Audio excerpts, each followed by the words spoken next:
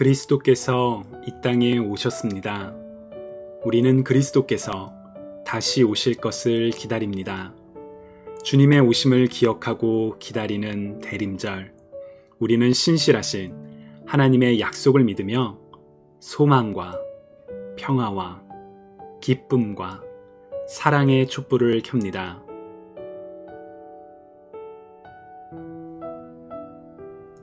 대강절 세 번째 주일, 기쁨의 촛불을 켭니다.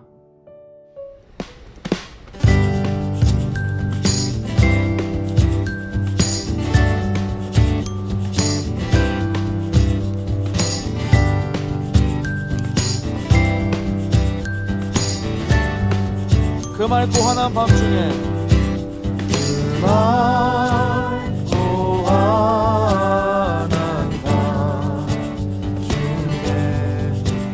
무천사 내려와 그 손에 깃발을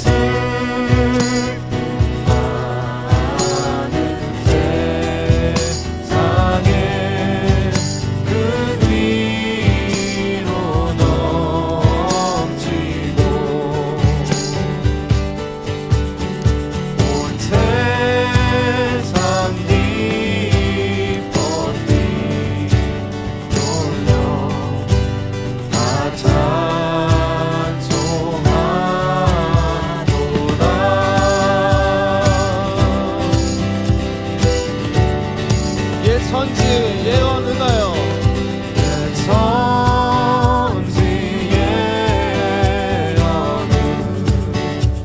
은하여 베들레헴 성중에 주 예수 탄생하시니 온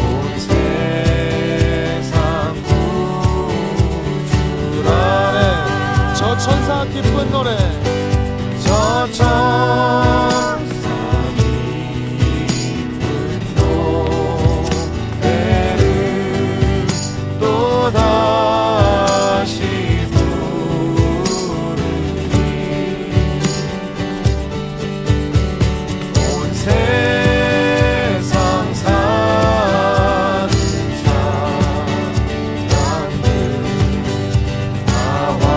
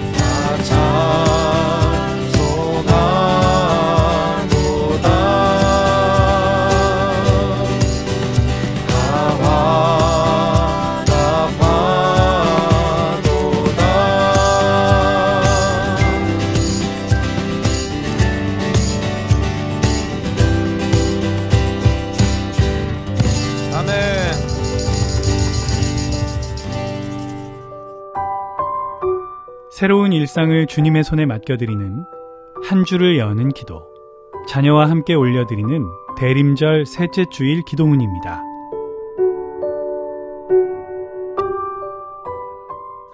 아주 오래전 아기의 몸으로 이 땅에 오신 예수님, 우리 죄를 대신 지시고 십자가에서 죽으셨지만 다시 살아나셔서 하늘로 올라가신 예수님을 찬양해요. 예수님이 하늘로 올라가시면서 선물로 보내주신 성령님께서 우리와 늘 함께 하신다는 것을 성경에서 배웠어요. 하나님과 성령님과 예수님이 한 분이시라는 것도요.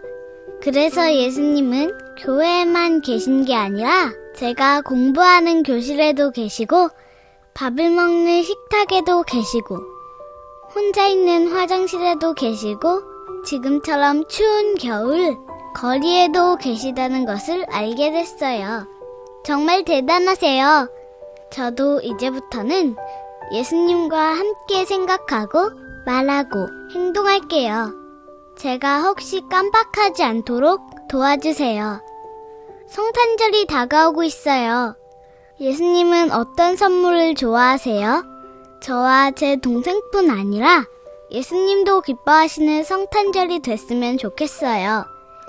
지금도 저와 함께 하시는 예수님의 이름으로 기도드립니다. 아멘.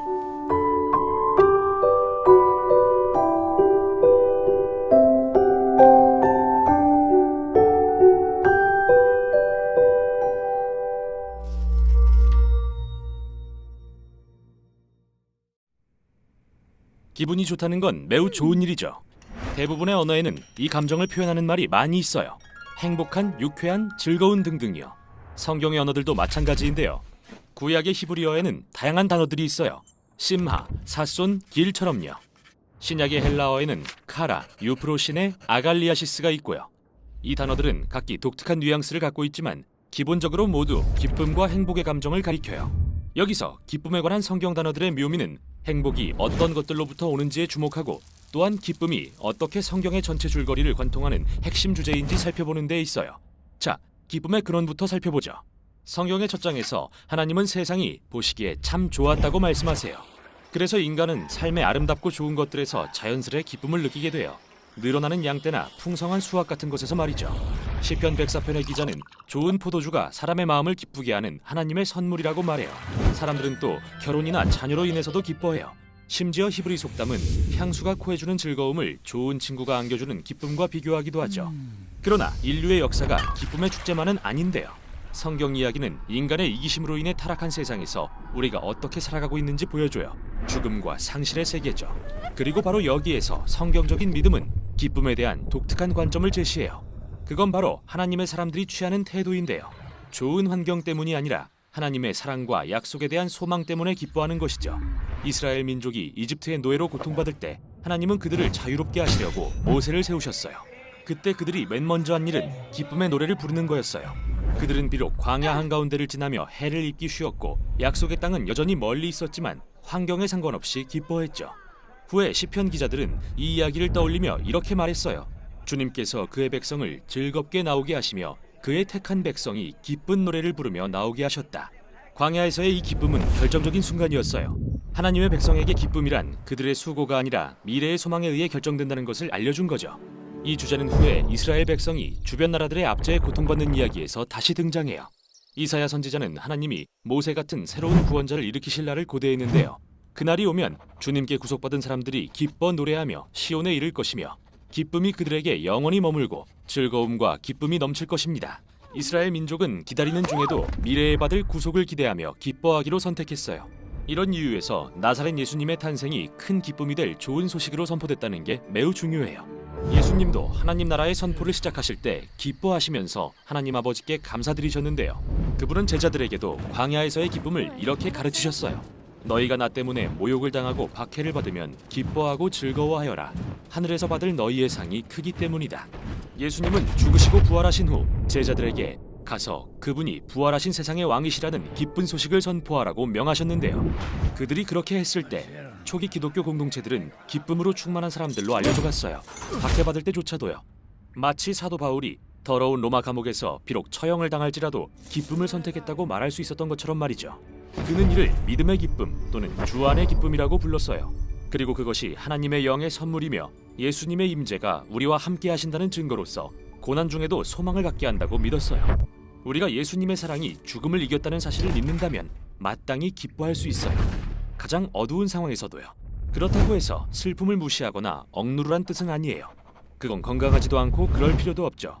바울은 사랑하는 이들을 그리워하거나 친구를 잃었거나 자유를 빼앗겼을 때의 슬픔을 자주 표현했는데 이를 근심하는 사람 같으나 항상 기뻐한다고 말했어요.